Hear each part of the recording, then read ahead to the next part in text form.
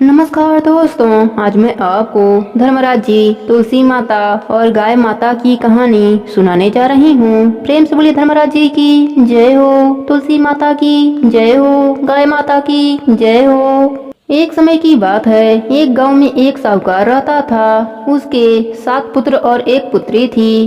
पुत्री का नाम सुमन था। वह लड़की सबसे छोटी थी। सातों पुत्र के बाद वह पैदा हुई थी। इस कारण घर में उसका लाड प्यार ज्यादा ही था।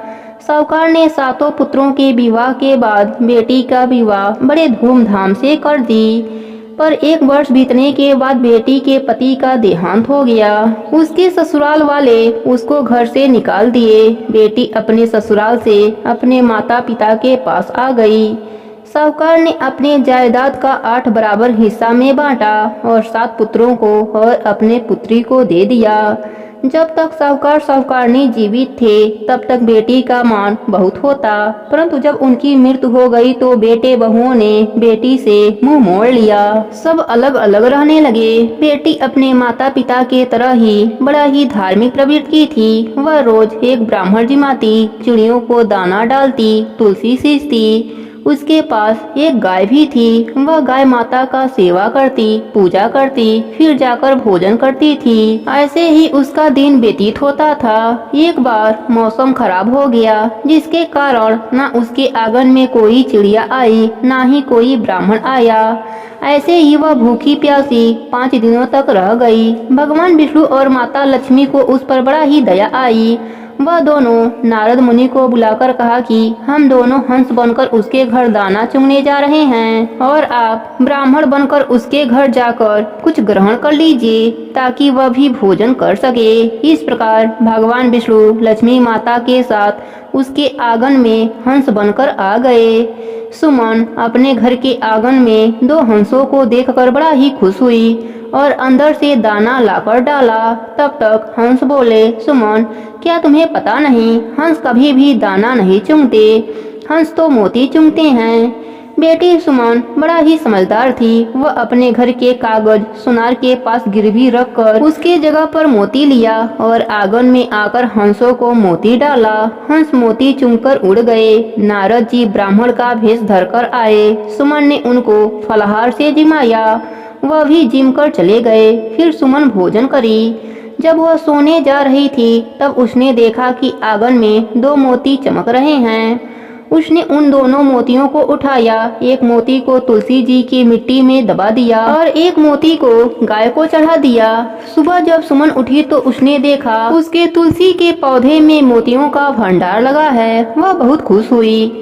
जब वह गाय के पास गई तो गाय के भी सींग, खुर और गले में मोतियों की लड़ी लटक रही थी। वह खुशी खुशी सुनार के दिए गए मोतियों के 4 गुना मोती सुनार को देकर अपने घर का कागज ले आई। अब वह रोज खूब दान करती, ब्राह्मण जिमाती, भूखों को भोजन देती। यह बात उसके भाई भौजाई को पता चली तो वह सब लालच में आ गए। वह सब सुमन के घर आए। मोतियों से लदा तुलसी का पौधा को देखकर उनके आश्चर्य का ठिकाना न रहा।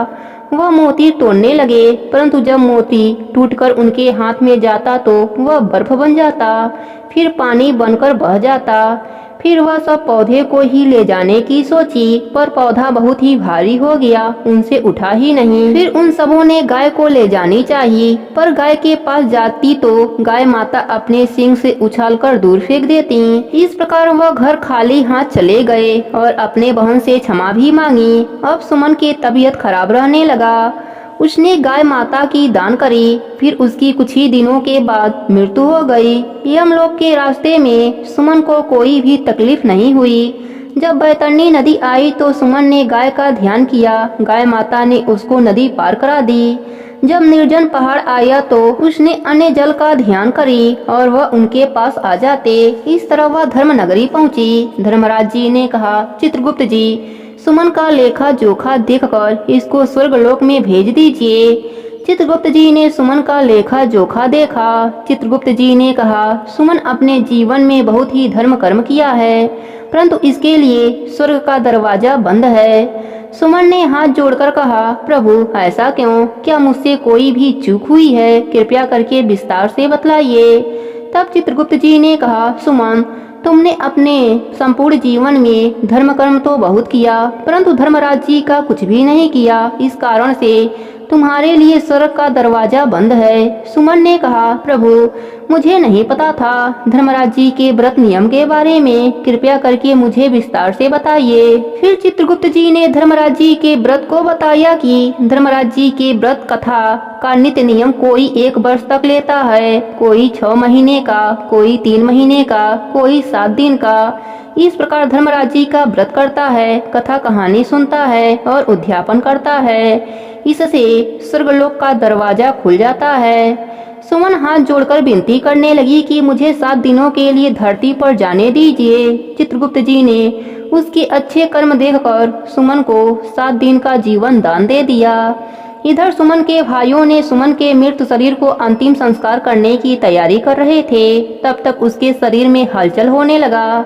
सभी डर गए। सुमन उठकर बोली, आप सब डरो मत, मैं भूत नहीं हूँ। मुझे 7 दिनों के लिए जीवन दान मिला है धर्मराज जी के व्रत करने और कहानी सुनने के लिए, जिससे मुझे स्वर्गलोक का वास मिले। फिर सुमन के भाइयों ने कहा, बहन तुम मेरे साथ मेरे घर चलो, मैं वहाँ पर तुम्हारा सारा पूजा करने का इंतजाम कर दूंगा।